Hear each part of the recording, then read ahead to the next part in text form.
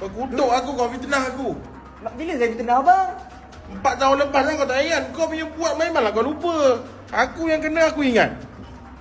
Kau nak bayar ke tak nak bayar? Sekejap. Saya call kawan saya sekejap. Saya call kawan saya sekejap. Call sekarang.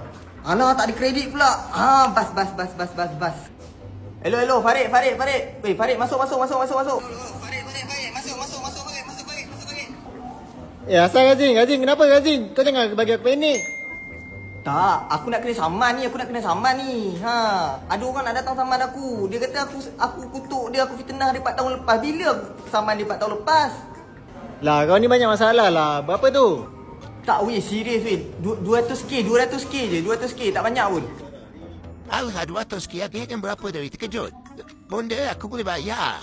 Kau tahu bonda, aku kaya macam mana kan? 1.3 trillion billion. Hutang negara pun disettle lah itu. Bonda kau dah balik kampung baru ke? Bonda kau budak kampung baru ke? Enggak, bro. Dia mengamuk je. Mengamuk satu hal.